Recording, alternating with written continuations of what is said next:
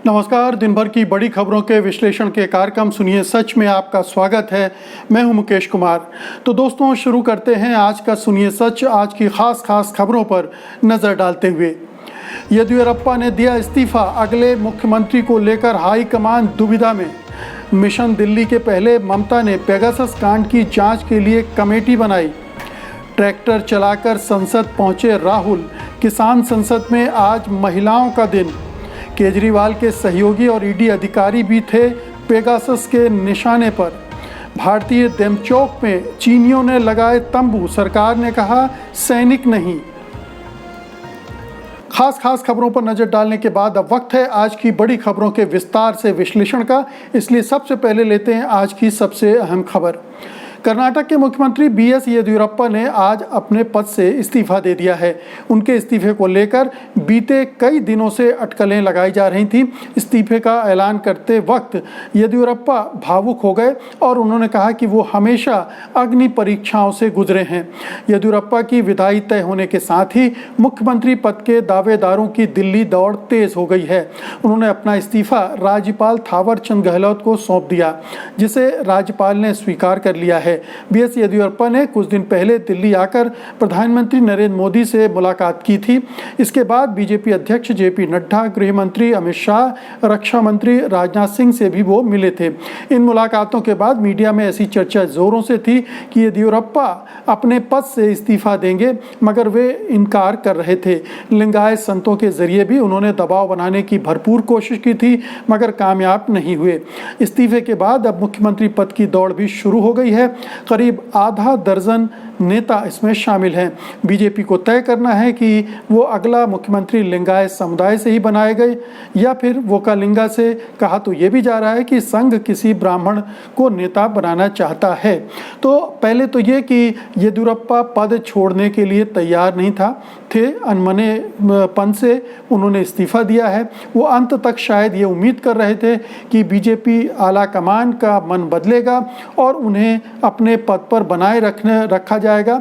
इसीलिए वो हर तरफ से दबाव बनाने की कोशिश में भी लगे हुए थे।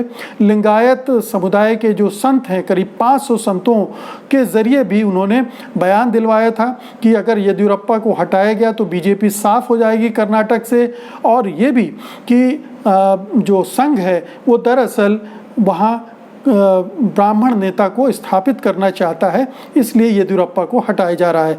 तो ये सब चीज़ें इस दौरान हुई हैं, लेकिन अंततः लगभग 80 साल के हो रहे हैं येदियुरप्पा। अब उनकी अपनी राजनीतिक पारी का एक तरह से अंत हो रहा है।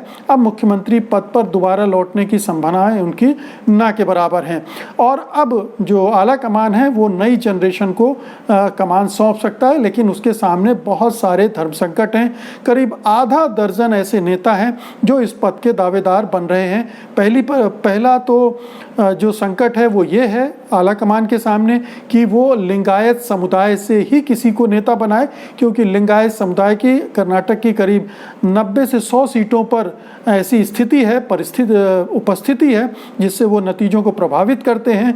और अगर उन्होंने लिंगायत समुदाय से नेता नहीं बनाया तो लिंगायत समुदाय नाराज हो सकता है और उसका खामियाजा नुकसान बीजेपी को उठाना पड़ सकता है। तो एक तो ये तय करना है, दूसरी तरफ ये भी है कि वोकालिंगा समुदाय जो दूसरा महत्वपूर्ण बड़ा समुदाय है, क्या उससे किसी को नेता बनाया जाए ताकि बीजेपी का जनाधार दूसरे समुदायों में भी बढ़े, क्योंकि अभी वो लिंगायतों की ही एक पार्टी बनकर रह गई है। येदियुरप्पा ने उसी समुदाय के आधार पर बीजेपी को खड़ा किया और पार्टी को पावर तक पहुंचाया है। तो क्या बीजेपी अब दूसरे समुदायों को जोड़ने के लिए लिंगायत समुदाय को नाराज करने तक की हद तक जा सकती है? और तीसरा ये है कि आरएसएस जो कि एक ब्राह्मणवादी संगठन माना जाता है, उसका जोर है कि कोई किसी ब्राह्मण को नेता बना दिया जाए। तो ब्राह्मण नेता भी श्रीपाद जोशी हैं या फिर BL संतोष हैं जो कि संघ के नेता हैं, उनके भी नंबर आ रहे हैं। और लिंगायत समुदाय से ही 3-4 ऐसे नेता हैं जो दावेदार हैं, जिनमें मौजूदा जो गृह मंत्री हैं वो भी हैं। तो अब देखना यह है कि इस स्थिति में बीजेपी कैसे अपने नेता का चुनाव करती है वहाँ मुख्यमंत्री पद के लिए, और वो संतुलन बना रह पाता है या नहीं रह पाता, या अब उसमें टूट फूट और बिखराव शुरू होता है। क्योंकि येदियुरप्पा ताकतवर नेता थे, उन्होंने अलग पार्टी बनाकर बीजेपी को पिछली बार हरवा भी दिया था, ये भी ताकत उनमें थी। अब वो किस तरह की भूमिका में आते हैं और किस तरह से बीजेपी अब कर्नाटक में अपने को नए ढंग से परिभाषित करती है, खड़ा करती है। अगली खबर लेते हैं। पश्चिम बंगाल की मुख्यमंत्री ममता बनर्जी ने पेगासस जासूसी मामले की जांच के लिए 2 रिटायर्ड जजों की एक कमेटी गठित कर दी है। जस्टिस मदन बी लोकुर और जस्टिस ज्योतिर्मय भट्टाचार्य इसके सदस्य बनाए गए हैं। आप जानते हैं कि justice Madan B Lokur supreme court के पूर्व न्यायाधीश हैं और उन्होंने एक तरह से बगावत की थी। वो 4 जजों में से थे जिन्होंने प्रेस में आकर कहा था कि सरकार का दबाव, राजनीतिक दबाव है सुप्रीम कोर्ट पर। ममता बनर्जी के भतीजे और तृणमूल कांग्रेस सांसद अभिषेक बनर्जी भी इस जासूसी के निशाने पर थे। ये खबर सामने आने के बाद तृणमूल कांग्रेस ने मामले की जांच की मांग शुरू कर दी थी। केंद्र सरकार जब इस पर राजी नहीं हुई तो राज्य सरकार ने जांच कमेटी का ऐलान कर दिया। पेगासस सॉफ्टवेयर से जासूसी करने के मामले की ये पहली आधिकारिक जांच कमेटी है जिसका गठन किसी सरकार ने किया है। इसके पहले तमाम विपक्षी दलों ने केंद्र सरकार से जांच कराने की मांग की, पर केंद्र सरकार इसे खारिज कर चुकी है। ममता बनर्जी ने जांच कमेटी का ऐलान करते हुए कहा कि हमें ये उम्मीद थी कि फ़ोन हैक करने के मामले में जांच के लिए केंद्र सरकार आयोग गठित करेगी या अदालत की निगरानी में इसकी जांच कराएगी, पर वो तो इस मामले पर चुप बैठी हुई है। हमने जांच के लिए आयोग बनाने का निर्णय लिया है। उन्होंने इसके आगे कहा, हम उम्मीद करते हैं कि इससे दूसरे लोग भी जागेंगे। हम चाहते हैं कि जल्द से जल्द ये काम शुरू हो। पश्चिम बंगाल के शायद के लोगों की भी जासूसी शायद की गई है। ममता बनर्जी ने यह फैसला विपक्षी दलों को एकजुट करने के अपने मिशन के लिए दिल्ली आने से पहले किया है। तो कुछ चीज़ें बहुत स्पष्ट हो गई हैं कि ममता बनर्जी अपने उसी आक्रामक रुख पर चल रही हैं। पेगासस मामले में अगर केंद्र सरकार जांच नहीं करवा रही है तो उन्होंने अपने राज्य स्तर पर अपने अधिकारों का प्रयोग करते हुए जांच शुरू करवा दी है, जांच कमेटी बना दी है। और ये विपक्षी दलों के दूसरे प्रदेशों को भी एक तरह से मैसेज मिल गया है कि उन्हें भी इस तरह के कदम उठाना चाहिए, क्योंकि उनके भी नेताओं, अधिकारियों की पेगासस से जासूसी करवाई गई थी। तो अब देखना ये है कि दूसरे राज्य इस संकेत को पढ़ते हैं और हिम्मत करते हैं कि नहीं इस तरह की जांच कमेटी बनाने का। लेकिन ये चैलेंज एक केंद्र सरकार को भी है कि केंद्र सरकार अगर जांच नहीं करती है तो हम जांच करवाएंगे, और जांच के जरिए अगर कुछ चीज़ निकले तो केंद्र सरकार के लिए एक बड़ा धर्म संकट खड़ा होना तय है, और धर्म संकट होगा ही, क्योंकि केंद्र सरकार का ये किया धरा है। इसी से जुड़ी एक खबर ये भी है कि मार्क्सवादी कम्युनिस्ट पार्टी ने सुप्रीम कोर्ट में एक रिट दायर कर दी है इस पूरे मामले की। पेगासस से जो जासूसी हुई है उस पूरे मामले की जांच करवाने के लिए सरकार को निर्देश देने की या अपने देख रेख में जांच करवाने की। तो एक वो अदालती प्रक्रिया भी शुरू हो रही है। तीसरी बात इस सब से जुड़ी हुई ये है कि ममता बनर्जी मिशन दिल्ली पर दिल्ली आ रही हैं और 2-3 दिन यहाँ रहेंगी, तमाम विपक्षी दलों के नेताओं से मिलेंगी, विपक्षी एकता के लिए अपने प्रयास करेंगी और राष्ट्रीय स्तर पर एक बीजेपी विरोधी फोरम मंच गठबंधन बनाने के लिए अपनी योजना को अमल रूप देने की शुरुआत करेंगी। तो ये ममता बनर्जी का अभियान है और वो अपनी अभियान को आक्रामक तौर से आगे बढ़ाने में जुटी हुई हैं। अगली खबर लेते हैं। कृषि कानूनों के खिलाफ आंदोलन कर रहे किसानों के समर्थन में कांग्रेस नेता राहुल गांधी सोमवार को ट्रैक्टर चलाते हुए संसद पहुंचे। राहुल गांधी के साथ ट्रैक्टर पर राज्यसभा सांसद दीपेंद्र सिंह हुड्डा के अलावा पंजाब कांग्रेस के कुछ सांसद भी मौजूद थे। इस मौके पर राहुल गांधी ने कहा कि ये तीनों कृषि कानून 2-3 उद्योगपतियों के फायदे के लिए लाए गए हैं। उन्होंने कहा कि सरकार को ये कानून वापस लेने ही पड़ेंगे। राहुल ने कहा कि किसानों का हक छीना जा रहा है। राहुल जिस ट्रैक्टर में संसद पहुंचे उसमें होर्डिंग में लिखा गया था कि किसान विरोधी कृषि कानूनों को वापस लो। राहुल ने ट्वीट करके कहा भी कि अगर खेत बेचने पर मजबूर करोगे तो ट्रैक्टर संसद में चलेगा। सत्य की फसल उगा कर रहेंगे। उधर संसद से कुछ ही दूरी पर स्थित जंतर मंतर पर किसान अपनी संसद चला रहे हैं और इसके जरिए वे केंद्र सरकार पर तीनों कृषि कानूनों को वापस लेने के लिए दबाव भी बना रहे हैं। आज उसमें महिला किसानों की बारी थी। उन्होंने अपनी संसद लगाई और कृषि कानूनों को वापस लेने के पक्ष में दलीलें दी। तो किसान आंदोलन का आधार भी बढ़ता जा रहा है। राजनीतिक दल भी अब उसके साथ और भी खुलकर आने लगे हैं। कांग्रेस पार्टी ने कृषि कानूनों की वापसी के लिए अभी पूरे देश भर में आंदोलन किया था, प्रदर्शन किए थे, धरने दिए थे और अब राहुल गांधी खुद ट्रैक्टर चलाते हुए पहुंचे हैं। ट्रैक्टर चलाना एक प्रतीकात्मक है, एक अच्छा विजुअल बनता है, प्रचार की दृष्टि से भी ये एक उपयोगी हथकंडा था। लेकिन ये ज़रूर है कि राहुल गांधी ने भी अपना संदेश दे दिया और राजनीति में कभी कभी इस तरह के प्रपंच तमाम दल करते हैं, तो उन्होंने भी किया है। तो ये एक अच्छी बात है, इससे किसानों का हौसला भी बढ़ेगा और जो कांग्रेस पार्टी है उसके राजनीतिक आधार को भी थोड़ा सा मजबूती मिलेगी। किसान उसे अपने हमदर्द के तौर पर तो कम से कम देखेंगे ही। दूसरी बात यह कि किसान लगातार सरकार पर दबाव बनाने की कोशिश कर रहे हैं।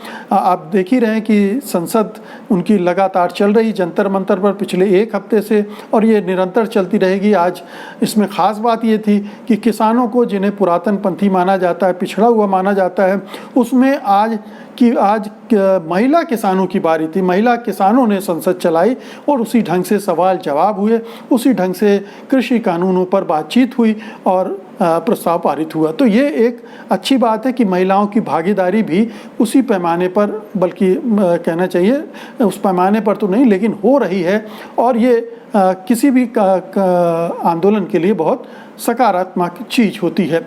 फिर ये भी है कि 5 सितंबर को जो होने वाली है महापंचायत मुजफ्फरनगर में, उस मामले में भी किसानों ने आज अपना पूरा कार्यक्रम स्पष्ट किया है कि कैसे वो मिशन यूपी चलाएंगे। अगली खबर लेते हैं। प्रधानमंत्री कार्यालय और नीति आयोग के अधिकारियों के अलावा दिल्ली के मुख्यमंत्री अरविंद केजरीवाल के सहयोगी रहे वीके जैन और ईडी के अधिकारी भी उन लोगों में शामिल हैं जो पेगासस स्पाईवेयर के निशाने पर थे। द वायर ने पेगासस प्रोजेक्ट की अपनी ताज़ा रिपोर्ट में इनके नामों के खुलासे किए हैं। वीके जैन उस मामले से जुड़े हुए थे जिसमें आम आदमी पार्टी के 2 विधायकों द्वारा दिल्ली के मुख्य सचिव अंशु प्रकाश पर कथित हमला किया गया था। इस सिलसिले में दिल्ली पुलिस द्वारा जैन से पूछताछ भी की गई थी। वो इस मामले में गवाह थे, वो केजरीवाल के करीबी भी थे।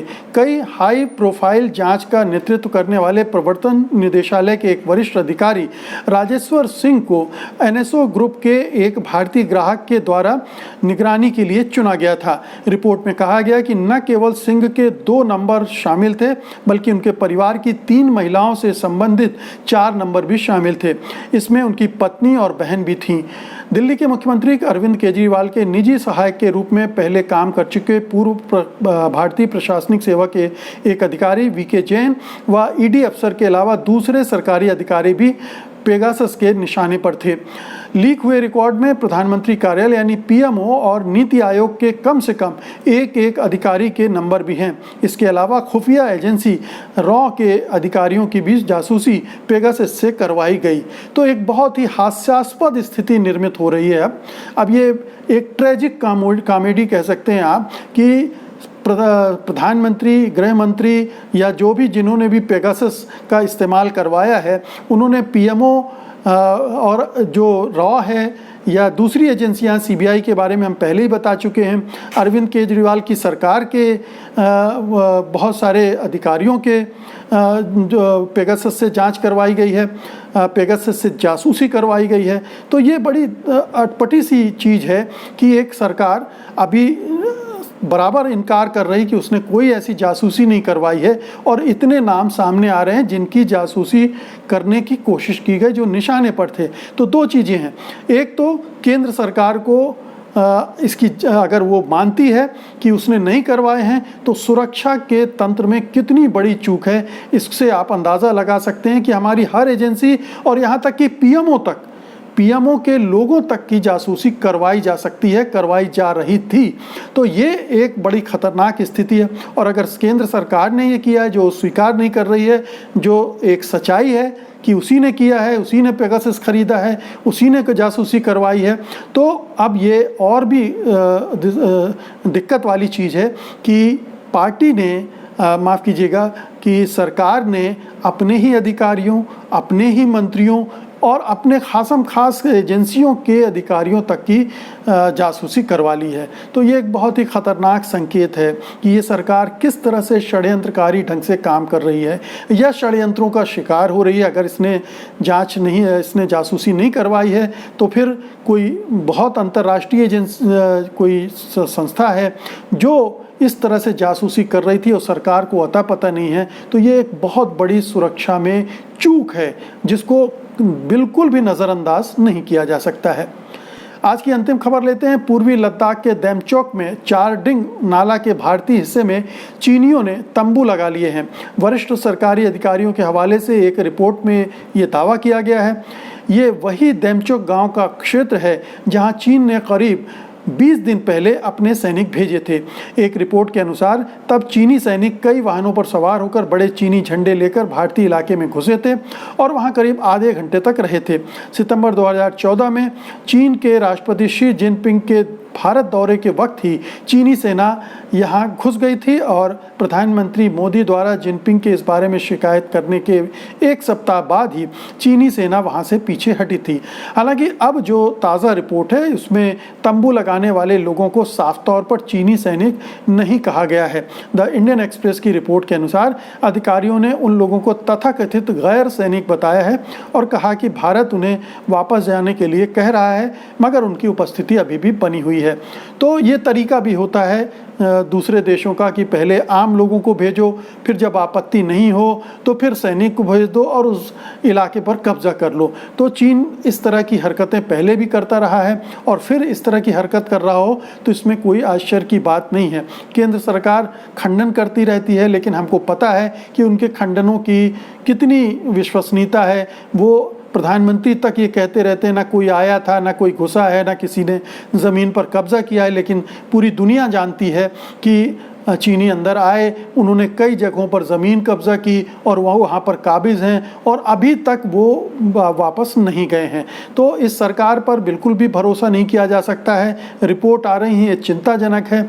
इसके पहले भी कई रिपोर्ट आ चुकी हैं कि सिक्किम के इलाके में भी चीनी अपना जो इंफ्रास्ट्रक्चर है उसको मजबूत कर रहे हैं। कई और इलाकों में भी वो अपनी उपस्थिति को बढ़ा रहे हैं। तो ये एक खतरनाक संकेत है कि सीमा पर लगातार घुसपैठ कर रहा है चीन और हमारी ज़मीन पर कब्जा भी कर रहा है, लेकिन ये सरकार ना बस यही करती रहती है। वो उसे रोक पाने में बिल्कुल असफल और असमर्थ हो रही है।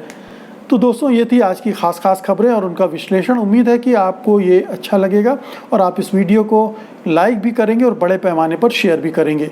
अब मुझे अनुमति दीजिए, कल मैं फिर हाजिर होऊंगा कल की खास खबरों के साथ उनके विश्लेषण के लिए। तब तक के लिए नमस्कार, जय हिंद। सत्य हिंदी का ऐप डाउनलोड करें गूगल प्ले स्टोर पर।